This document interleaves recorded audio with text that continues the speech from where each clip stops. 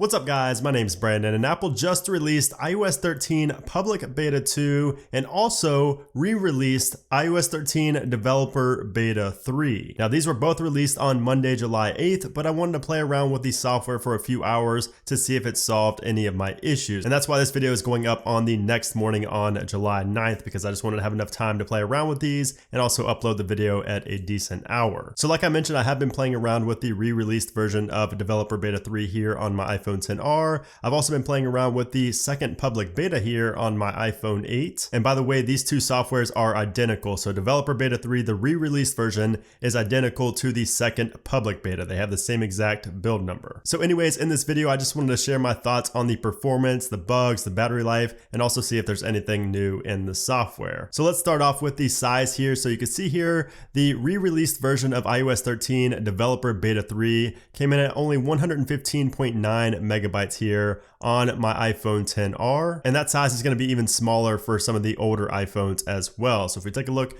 at the public beta 2 software here, you can see mine came in at 1.08 gigabytes here on my iPhone 8. Now of course that size will vary. I believe I came from the first developer beta on this device, so your size will vary, but that's what it was for me here on the iPhone 8. And then if we go ahead and take a look at the build number there, you can see it's 17A5522G, and like I mentioned, it's the same on both devices as you can see here on my iPhone 8. Exact same build number as Developer Beta 3, the re-released version here on my XR. And one of the main reasons that the third developer beta was re-released was to include support for the iPhone 7 and the iPhone 7 Plus, because if you guys remember, the original Beta 3 release did not include support for either the iPhone 7 or the 7 Plus. We don't exactly know why that is. We still don't know, even after the re-released version of Beta 3, we still don't know why they were not supported, but you iPhone 7 and 7 Plus users can now go ahead and install the third developer beta or the second public beta. So if you guys saw my video from Sunday, you would know that Developer Beta 3 was pretty much a train wreck, a nightmare when it comes to performance, especially on Face ID devices like my iPhone XR here. I showed you guys a ton of examples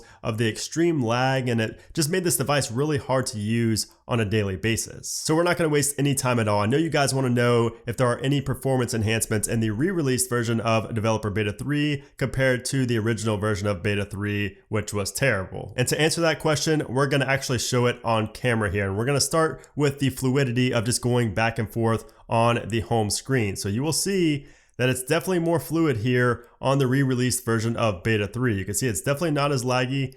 I'm going back and forth, even just doing this on the original version of Beta 3. If you go back and watch my video from Sunday, you can see it still happens from time to time. It's not perfect, but it definitely does not happen as often as it did in the original version of Beta 3. So definitely an improvement there, even just on the home screen. And as for the lag on the selfie portrait camera, if we go over to portrait here, switch it over to selfie, and then go back and forth on the different modes, you can see there's not any lag now. So this has been fixed. This was actually a big one for me because I told you guys I like taking portrait selfies and just portrait photos in general, but you can see there's no lag here. This was super laggy in the original release of Developer Beta 3. We can keep flipping it and you can see there's no lag whatsoever, which is really nice to see here. Now, speaking of photos, if we go into our photos right here and we go ahead and zoom in on the photo, you can also see that this has been fixed in Beta 3 as well, the re-released version of Beta 3, because in the original version of Developer Beta 3, I would lag a ton just zooming in on photos. The touch responsiveness would just not be there, and it would just lag, it would freeze up, all kind of things. So that's also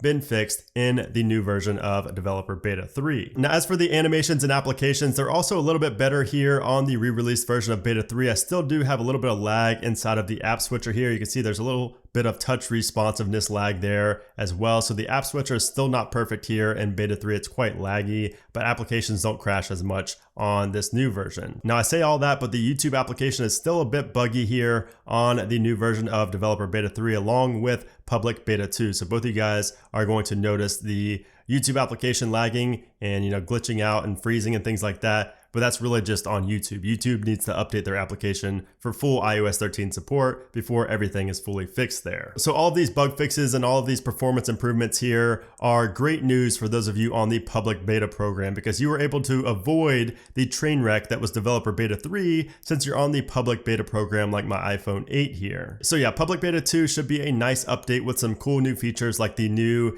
FaceTime feature. You can see there it's the FaceTime attention correction. It basically makes it look like you're looking at the camera even even though you're looking at the screen when you are in FaceTime. Now, this is only available for the newer iPhones. This isn't going to work with like the iPhone 7 or the iPhone 8 or anything like that, but it is a cool new feature for those of you with the newer iPhones on the public beta program. Now, as for the new features and changes in public beta 2, those are going to be the same new features and changes that I talked about last week in my developer beta 3 video. Now, if you're wondering if there's any additional new changes and features in the re-released version of developer beta 3, the answer to that is no. This was simply a re-release to seemingly just fix the lag issues and also to support the iPhone 7 and the iPhone 7 Plus. So yeah, I'm not sure if this re-release of developer beta 3 here was solely intended to fix those lag issues or not, but it did, and I'm very satisfied with that because it's hard to use beta 3. It was hard to use beta 3 on a daily driver device, but now I can see myself using this on a daily basis because it doesn't lag near as much as it did as the original beta 3 from last week. So yeah, let me know what you guys think about this. I cannot remember the last time Apple re-released a beta software. I don't think I've ever seen it in my whole time covering betas here on the channel. So very interesting stuff from Apple. You really never know what to expect from them anymore. But if you guys have installed public beta 2 or developer beta 3, the re-released version, let me know your experience with it down in the comment section below. Of course, let me know about any bugs, performance, anything at all. I will look at all of those and also reply to you guys down there as always. And of course, make sure you guys do subscribe so you don't miss out on my beta 4 video and my public beta 3 video as well. I will be covering iOS 13 in depth, continuing on through the rest of this year. But anyways, guys, thanks again for watching this video,